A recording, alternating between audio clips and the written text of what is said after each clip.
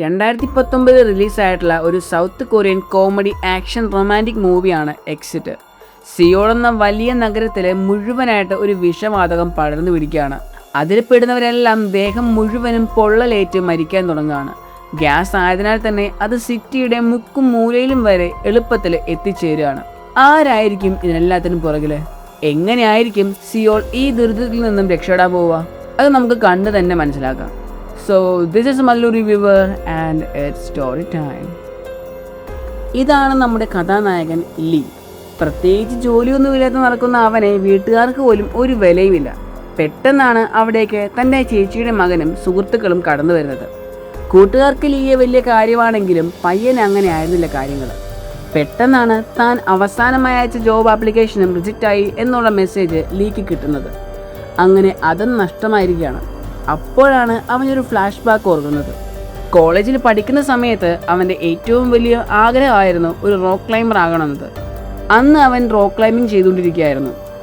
അവിടെ തന്നെയാണ് അവൻ്റെ ക്രഷായിരുന്ന യൂജുവിനും റോക്ക് ക്ലൈംബിങ് ചെയ്തുകൊണ്ടിരുന്നത്. കട്ട് ചെയ്ത് കഴിഞ്ഞാൽ ഇന്ന് ലീയുടെ മുത്തശ്ശിയുടെ 80ാം പിറന്നാളാണ്. അത് ആഘോഷിക്കാനായിട്ട് അവൻ കുടുംബസമേതം ഹോട്ടലിലേക്ക് ചെല്ലുകയാണ്. എന്നാൽ അവിടെയും ജോലിയില്ലാത്തതിൻ്റെ പേരിൽ അവനെ വലിച്ചു കീറുകയായിരുന്നു കുടുംബക്കാർ മൊത്തം. പെട്ടെന്നാണ് അവിടേക്ക് അവൻ്റെ ക്രഷായിട്ടുണ്ടായിരുന്ന യൂജു കടന്നു വരുന്നത്. ശേഷം കുറേ നാളുകൾക്ക് ശേഷം കണ്ടതിൻ്റെ പരിചയം പുതുക്കാനായിട്ട് ഇരുവരും മാറി നിന്ന് സംസാരിക്കുകയാണ്. യൂജു ഇപ്പോൾ ഈ ഹോട്ടലിലെ അസിസ്റ്റൻ്റ് മാനേജറാണ്. എന്നാൽ ഒരു പണിയുമില്ലാതെ നടക്കുന്ന ലീ എന്തു പറയാനാണ്? എങ്കിലും നാണം മറക്കാനായിട്ട് താൻ ഏതോ ഒരു വലിയ കമ്പനിയിലെ മാനേജറാണെന്ന് പറയുകയാണ്. ശരിക്കും കോളേജിൽ വെച്ച് ലീ യൂജുവിനെ ഒന്ന് പ്രപ്പോസ് ചെയ്തതാണ്. എന്നാൽ അത് അവളെ കയ്യോടെ തന്നെ റിജക്റ്റ് ചെയ്ത് കൊടുക്കുകയും ചെയ്തിട്ടുണ്ടായിരുന്നു. അതിൻ്റെ പേരിൽ അന്ന് പട്ടി മൂങ്ങുന്ന പോലെയാണ് ചെറുക്കൻ മൂങ്ങിയത്. എങ്കിലും അവൻ്റെ മനസ്സിൽ ഇപ്പോഴും അവളോട് ചെറിയ ഇഷ്ടമുണ്ട്. അങ്ങനെ പാർട്ടിയെല്ലാം നല്ല അടിപൊളിയായിട്ട് നടക്കുവാണ്. പാർട്ടി തീരാൻ സമയമെടുക്കുന്നത് കൊണ്ട് തന്നെ മാനേജർ ജോലിക്കാരെയെല്ലാം വിളിച്ചു കൂട്ടി എല്ലാവരോടും ഇന്ന് നേരത്തെ വീട്ടിലേക്ക് പോയിക്കോളാനും താനും അസിസ്റ്റൻറ്റും കൂടി ഹോട്ടലിൽ നോക്കിക്കോളാമെന്നും പറയുകയാണ്. യഥാർത്ഥത്തിൽ മാനേജറിനും യൂജുവിനോട് ഒരു ചെറിയ ഇഷ്ടമുണ്ട്. എന്നാൽ തൻ്റെ ജോലി നഷ്ടമായാലോ എന്ന് ഭയന്ന് യൂജു അതിന് മറുപടി ഒന്നും കൊടുത്തിട്ടുമില്ല. ഇതേ സമയം സിറ്റിയുടെ നടുവിലൂടെ ഒരു ട്രക്ക് കടന്നു പോവുകയാണ്. അതൊരു പ്രത്യേക സ്ഥലത്ത് വന്ന് നിന്ന ശേഷം ഡ്രൈവർ വണ്ടിയിൽ നിന്ന് ഇറങ്ങി ആ ട്രക്കിലുണ്ടായിരുന്ന എല്ലാ വാൽവുകളും തുറന്നു വിടുകയാണ്. ഉടൻ തന്നെ ട്രക്കിൻ്റെ ടാങ്കിൽ നിന്നും 4 പാടേക്കും വെളുത്ത നിറത്തിലുള്ള ഒരു വാതകം പുറത്തേക്ക് വരികയാണ്. അത് സിറ്റി മുഴുവനും അതിവേഗത്തിൽ പരക്കാൻ തുടങ്ങുകയാണ്. അതിൽ പെടുന്നവർ ഓരോരുത്തരായിട്ട് ആ നിമിഷം തന്നെ മരണപ്പെടാനും തുടങ്ങുകയാണ്. എങ്ങ് നോക്കിയാലും കോലാഹലം. എന്നാൽ ഇതൊന്നും അറിയാതെ ബാക്കി വന്ന ഭക്ഷണം പൊതിഞ്ഞെടുക്കാൻ ശ്രമിക്കുകയാണ് നായകന്റെ കുടുംബം. ലീക്കാണെങ്കിൽ ഇതെല്ലാം കണ്ടിട്ട് പിടിക്കുന്നുമില്ല. യൂജു കണ്ടാ പോയി തന്റെ മാനം. ഇതേ സമയം അപകടത്തിൽപ്പെട്ട് തീ പിടിച്ചു വരുന്ന ഒരു കാറ് നേരെ വന്ന് ഇടിക്കുന്നതാകട്ടെ നിറയെ ഗ്യാസുമായിട്ട് വരുന്ന ഒരു വണ്ടിയിലും. അതിലെ ഒരു സിലിണ്ടർ നേരെ വരുന്നത് പാർട്ടി നടക്കുന്ന ഹോട്ടലിലേക്കും. ഇങ്ങനെ ഒരു ഗ്യാസ് ടാങ്ക് ചില്ലും തകർത്തുകൊണ്ട് ഹോട്ടലിലേക്ക് കയറി വരികയാണ്. രക്ഷപ്പെടാനായിട്ട് പുറത്തേക്ക് ഇറങ്ങുമ്പോൾ മാത്രമാണ് ആ നഗരത്തിൻ്റെ അവസ്ഥ അവർ മനസ്സിലാക്കുന്നത്.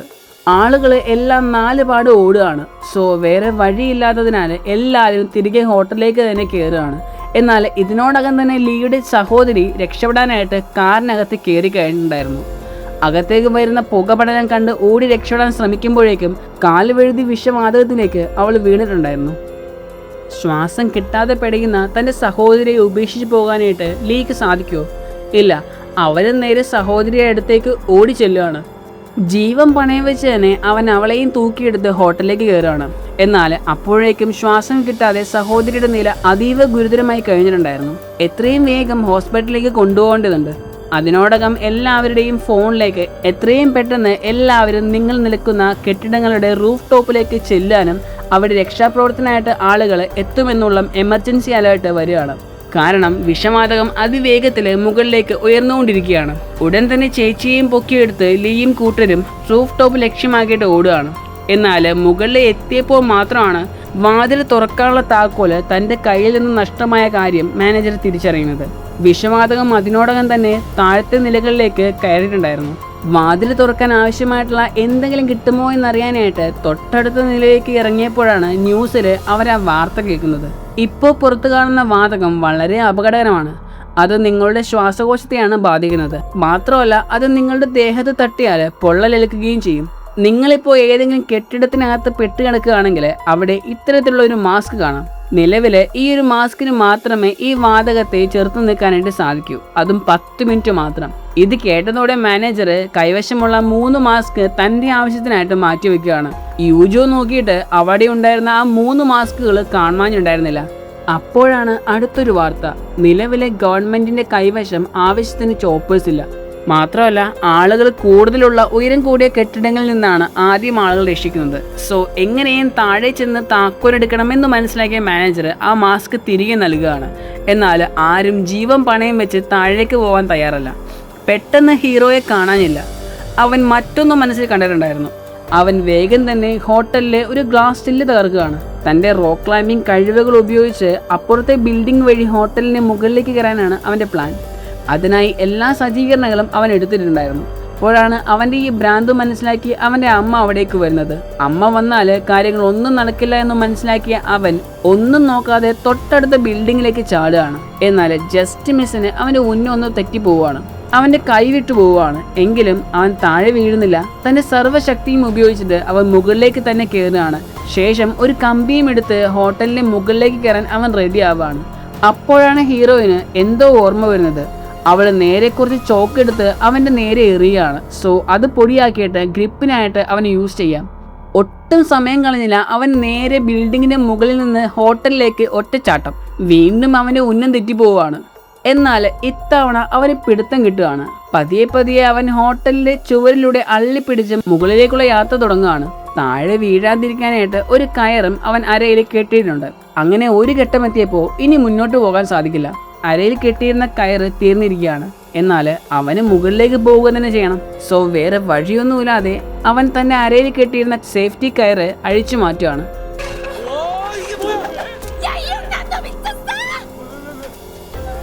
ശേഷം സേഫ്റ്റി ഒന്നുമില്ലാതെ അവൻ മുകളിലേക്ക് കയറാൻ തുടങ്ങുകയാണ്. ഇനി ഒരു പടി കൂടി മുകളിലേക്ക് വെച്ചാൽ അവന് മുകളിലേക്ക് എത്താം.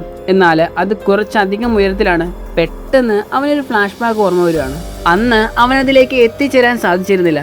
എന്നാൽ ഇത്തവണ അവൻ രണ്ടും കൽപ്പിച്ച് ഒറ്റ ചാട്ടമായിരുന്നു. ഇത്തവണ അവൻ്റെ ഉന്നം പിഴച്ചില്ല. കൃത്യമായി അവന് മുകളിലേക്ക് കയറാൻ സാധിക്കുകയാണ്. അതിനാൽ തന്നെ അവനും പുറത്തുനിന്ന് ഡോർ തുറന്ന് എല്ലാവരെയും മുകളിലേക്ക് കയറ്റാൻ സാധിക്കുകയാണ്.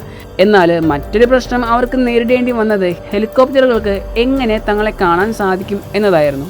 ഉടൻ തന്നെ കൂടെയുള്ള 2 പേര് ഒരു സ്പീക്കർ സെറ്റായിട്ട് കയറി വരികയാണ്. ശേഷം എല്ലാവരും തങ്ങളുടെ ഫോണിൻ്റെ ഫ്ലാഷ് ലൈറ്റ് യൂസ് ചെയ്തിട്ട് മുകളിലേക്ക് സിഗ്നൽ കാണിക്കാൻ തുടങ്ങുകയാണ്. ഇത്രയൊക്കെ ചെയ്തിട്ടും മുകളിലൂടെ പോകുന്ന ഹെലികോപ്റ്ററുകൾക്ക് തങ്ങളുടെ ശ്രദ്ധ പിടിച്ചു വരാൻ സാധിക്കുന്നില്ല. ഉടനെ ഹീറോയിൻ ഹോട്ടലിലെ മുഴുവൻ ലൈറ്റുകളും ഓണാക്കി ഓഫാക്കി സിഗ്നൽ കൊടുക്കാൻ ശ്രമിക്കുകയാണ്. ഇത് ശ്രദ്ധയിൽപ്പെട്ട ഒരു റെസ്ക്യൂ ടീം അവരെ ലക്ഷ്യമാക്കി വരികയാണ്. അങ്ങനെ അവരെ ഓരോരുത്തരായിട്ട് അവർ ചോപ്പറിലേക്ക് കയറ്റാൻ തുടങ്ങുകയാണ്. അവസാനം നിന്നിരുന്ന ഹീറോയെയും ഹീറോയിനെയും കയറ്റാൻ പോകുമ്പോഴേക്കും ലിഫ്റ്റിന്റെ വെയിറ്റ് ഓവറായി എന്ന സിഗ്നൽ വരികയാണ്. സോ ഇനി ആളുകളെ കയറ്റാൻ സാധിക്കില്ല. സ്വന്തം കുടുംബത്തെ രക്ഷിക്കാൻ ഹീറോ അതിന് റെഡി ആവുകയാണ്. അങ്ങനെ അവരെ 2 പേരെയും കൂട്ടാതെ ഹെലികോപ്റ്റർ പറന്നുയരുകയാണ്. ഇത്രയൊക്കെ കഷ്ടപ്പെട്ടിട്ടും തനിക്ക് രക്ഷപ്പെടാൻ സാധിച്ചില്ലല്ലോ എന്ന നിരാശ ഹീറോയിൻ്റെ മുഖത്ത് ഉണ്ടായിരുന്നു. കാരണം തങ്ങൾ മരിക്കാൻ പോവുകയാണെന്ന സത്യം അവർക്ക് മനസ്സിലായിരുന്നു. പെട്ടെന്ന് മറ്റൊരു ഹെലികോപ്റ്റർ അവരുടെ മുന്നിലേക്ക് പ്രത്യക്ഷപ്പെടുകയാണ്.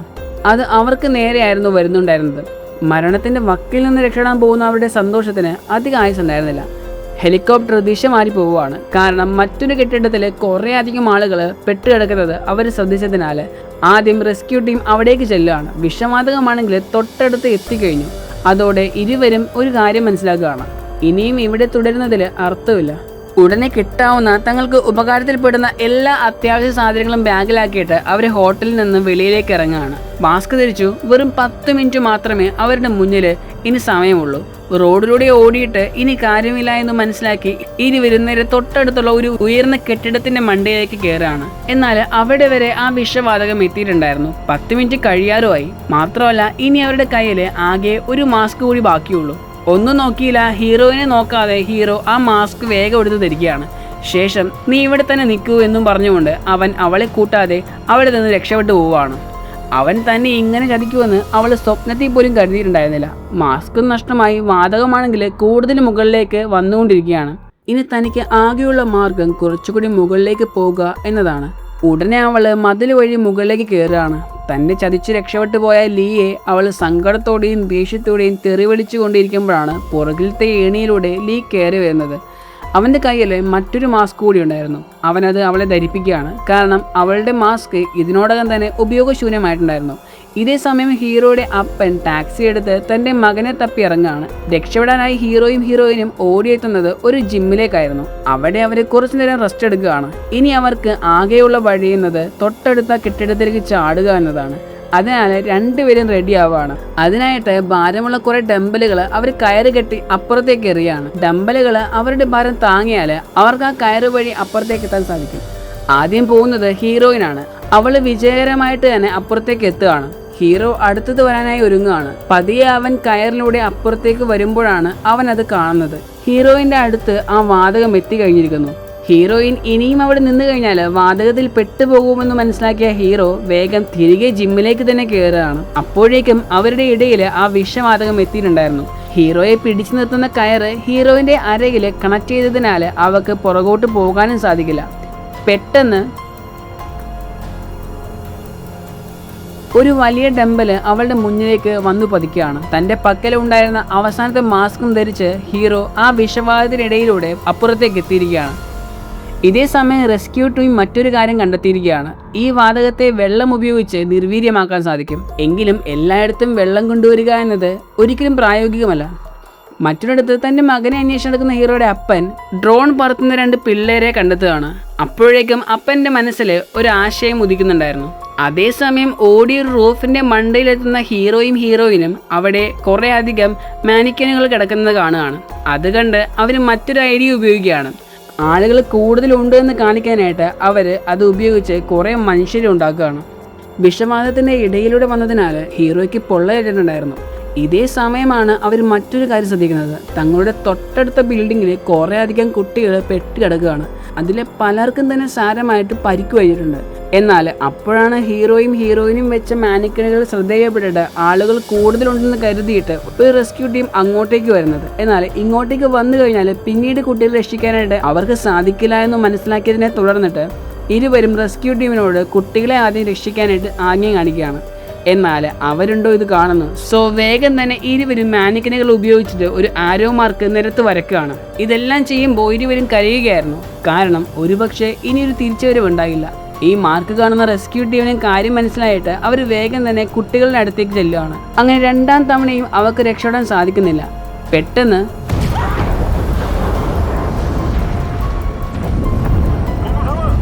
അങ്ങനെ സിറ്റിയിലെ ഒരു ഗ്യാസ് സ്റ്റേഷൻ തന്നെ പൊട്ടിത്തെറിക്കുകയാണ്. അതിൻ്റെ ശക്തിയിൽ വലിയൊരു ഗ്യാസ് വേവ് തന്നെ അവർ ലക്ഷ്യമാക്കിയിട്ട് വരികയാണ്. എങ്കിലും വിധിയുടെ മുന്നിൽ തോറ്റു കൊടുക്കാനായിട്ട് അവർ തയ്യാറായിരുന്നില്ല. സിറ്റിയിലെ ഏറ്റവും ഉയരം കൂടിയ കെട്ടിടത്തിലേക്ക് പോകാനായിട്ട് അവർ തീരുമാനിക്കുകയാണ്. പിന്നീട് അവർക്ക് എങ്ങനെയും സർവൈവ് ചെയ്യണമെന്ന് മാത്രമേ ഉണ്ടായിരുന്നുള്ളൂ. ഇവിടെ നിന്നാൽ തങ്ങളെ ആരും രക്ഷിക്കാൻ വരില്ല എന്ന് മനസ്സിലാക്കിയതിനെ തുടർന്നാകാം അവർ നഗരത്തിൻ്റെ മുകളിലൂടെ തങ്ങളുടെ ലക്ഷ്യത്തിലേക്ക് ഓടാൻ തുടങ്ങുകയാണ്. പെട്ടെന്ന് അവരുടെ മുന്നിലേക്ക് ഒരു ഡ്രോൺ പറന്നു വരികയാണ്. അത് ഹീറോയുടെ അപ്പൻ അയച്ച ഡ്രോൺ ആയിരുന്നു. സോ തങ്ങളുടെ മകൻ മരിച്ചിട്ടില്ല എന്ന സത്യം ആ അപ്പൻ തിരിച്ചറിയുകയാണ്. അപ്പം മാത്രമല്ല യൂട്യൂബിലൂടെയും മറ്റ് സോഷ്യൽ മീഡിയയിലൂടെയും മാധ്യമങ്ങളിലൂടെയും ന്യൂസിലൂടെയും ഒക്കെ കൊറിയ മുഴുവനും ഇരുവരെയും കാണുന്നുണ്ടായിരുന്നു. അവരെ പിന്തുടർന്നുകൊണ്ട് തന്നെ ആ ഡ്രോണും ഉണ്ടായിരുന്നു. എന്നാൽ മറ്റൊരു പ്രശ്നം എന്നത് ദൂരേക്ക് പോകും തോറും ഡ്രോണിന്റെ സിഗ്നൽ നഷ്ടമായിക്കൊണ്ടിരിക്കുകയായിരുന്നു. വിഷവാതത്തിൽ നിന്ന് ഓടി രക്ഷപ്പെടാൻ വേണ്ടിയല്ല, മറിച്ച് ഏറ്റവും ഉയരമുള്ള കെട്ടിടത്തിലേക്കായിരുന്നു അവരുടെ ഓട്ടം. എന്നാൽ അവസാനത്തെ കെട്ടിടത്തിൽ നിന്നും മറ്റേ കെട്ടിടത്തിലേക്കുള്ള ദൂരം വളരെ കൂടുതലായിരുന്നു. അവർക്ക് അത് ചാടിക്കിടക്കാനായിട്ട് സാധിക്കില്ലായിരുന്നു. മാത്രമല്ല കൂടെ വന്ന ഡ്രോണിന്റെ സിഗ്നൽ കട്ടായിട്ട് അത് താഴെ വീണ് നശിച്ചു പോവുകയാണ്. ഇത്രയും ചെയ്തത് വെറുതെയായി. മരണം ഏതാണ്ട് അവർ ഉറപ്പിച്ച സമയത്താണ് അവർ അത് കാണുന്നത്. കുറെ അധികം ഡ്രോണുകൾ നഗരത്തിന്റെ പല ഭാഗങ്ങളിൽ നിന്നും അവരെ എങ്ങനെയും സഹായിക്കാനായിട്ട് ജനങ്ങൾ തന്നെ ഇറങ്ങിയിരിക്കുകയാണ്. അവരെല്ലാവരും ചേർന്നിട്ട് മുകളിലേക്ക് വരുന്ന വാതകത്തെ തടയാൻ ശ്രമിക്കുകയാണ്. എന്നാൽ അത് മാത്രം കൊണ്ട് കാര്യമില്ല, രക്ഷപ്പെടണം. പെട്ടെന്ന് ഹീറോയുടെ മനസ്സിൽ ഒരു ആശയം. ഡ്രോണുകളുടെ സഹായത്തോടെ ഇവര് നിൽക്കുന്ന ബിൽഡിങ്ങിൽ നിന്നും അപ്പുറത്തെ ബിൽഡിങ്ങിലേക്ക് ഒരു റോപ്പ് കെട്ടുക. ഇതെല്ലാം വീണ്ടും ലൈവ് വഴി ഹീറോയുടെ കുടുംബവും ജനങ്ങളും കാണുന്നുണ്ട്. അങ്ങനെ ആ ഡ്രോണിന്റെ സഹായത്തോടു കൂടി അവര് ഒരു റോപ്പ് അപ്പുറത്തേക്ക് കെട്ടുകയാണ്. അതുവഴി ഗ്ലൈഡ് ചെയ്ത് രക്ഷപ്പെടാനാണ് ഹീറോയുടെ പ്ലാൻ. എന്നാൽ പ്ലാൻ സ്വല്പം പാളി. ഇരുവരുടെയും ഭാരം കാരണം നടുക്ക് വെച്ച് അത് സ്റ്റക്ക് ആവുകയാണ്. മാത്രമല്ല റോപ്പ് വിട്ടുപോകാനും തുടങ്ങുകയാണ്. സോ റോപ്പ് കട്ട് ചെയ്യുക എന്നത് മാത്രമേ ഇനി അവരുടെ മുന്നിൽ വഴിയുള്ളൂ. എന്നാൽ നിർഭാഗ്യവശാല് ഡ്രോണിന്റെ പിടുത്തം വിട്ട് ഇരുവരും താഴേക്ക് വീഴുകയാണ്. ഡ്രോണിലെ അവസാന ഫ്യൂട്ടേജും അതായിരുന്നു. അതിനോടകം തന്നെ റെസ്ക്യൂ ടീം അവിടേക്ക് എത്തിയിട്ടുണ്ടായിരുന്നെങ്കിലും അവർക്ക് അവരെ കണ്ടെത്താനായിട്ട് സാധിക്കുന്നില്ല. അവിടെ മുഴുവനും ഗ്യാസും വ്യാപിച്ചിട്ടുണ്ടായിരുന്നു. അവർ മരണപ്പെട്ടു എന്ന് കരുതിയിട്ട് അവർ തിരികെ പോകാൻ തുടങ്ങുമ്പോഴാണ് പെട്ടെന്ന് അതെ, അവര് മരണപ്പെട്ടിട്ടില്ല. അവസാനം അവരും രക്ഷപ്പെട്ടിരിക്കുകയാണ്. ഹീറോയും തന്റെ ഫാമിലിയോട് ഒത്തുചേരുകയാണ്. എല്ലാവരും വന്ന് ഹീറോയെ കെട്ടിപ്പിടിക്കുകയാണ്. എന്നാൽ ഹീറോയിൻ മാത്രം ആരും വരാത്തതിനാൽ അവിടെ ഒറ്റയ്ക്ക് നിൽപ്പാണ്. അപ്പോഴാണ് മുങ്ങിയ മാനേജർ അവിടെ പൊങ്ങുന്നത്. അയ്യോ യൂജു, ദേഹം മുഴുവൻ പൊള്ളിയല്ലോ, ഞാൻ എന്തോരം പേടിച്ചു പോയെന്നറിയോ. ഇത്തവണ ഹീറോയിൻ ഒന്നും നോക്കിയില്ല, ഒറ്റയടി തീർന്നു. ഇതേ സമയം ഹീറോയിനെ തപ്പി ഹീറോ വരികയാണ്. ശേഷം അവള് അവന് കൊടുത്ത ക്ലിപ്പ് തിരികെ കൊടുക്കുകയാണ്. എന്നാൽ അവള് ഇതിന് നല്ല ഭാരമാണ്, ഞാൻ പിന്നീട് വാങ്ങിക്കോളാം എന്ന് പറയാണ്. അവൾ ഉദ്ദേശിച്ചത് നമുക്ക് പിന്നീട് കാണാമെന്നായിരുന്നു. എന്നാൽ ഇതാ പൊട്ടനെ മനസ്സിലാകണ്ടേ, ഇതിനങ്ങനെ ഭാരമൊന്നുമില്ലല്ലോ. അതിനവൾ വീണ്ടും അതേ ഉത്തരം തന്നെ നൽകുകയാണ്. അപ്പോഴാണ് കാര്യം എന്താണെന്ന് അവൻ കത്തുന്നത്. പെട്ടെന്ന് അവിടെ മുഴുവനും മഴ പെയ്യാൻ തുടങ്ങുകയാണ്. വെള്ളം വീഴുന്നതിനാൽ തന്നെ ഗ്യാസ് എല്ലാം നിർവീര്യമായി നഗരം പഴയ പോലെ ആവാൻ തുടങ്ങുകയാണ്. ഈ ഒരു സീനോട് കൂടിയാണ് ഈ സിനിമ ഇവിടെ അവസാനിക്കുന്നത്. ഈ സിനിമ ഇഷ്ടപ്പെട്ടു എന്ന് വിശ്വസിക്കുകയാണ്. സോ പുതിയൊരു സിനിമയായിട്ട് വീണ്ടും വരാം. അതുവരെ ബൈ.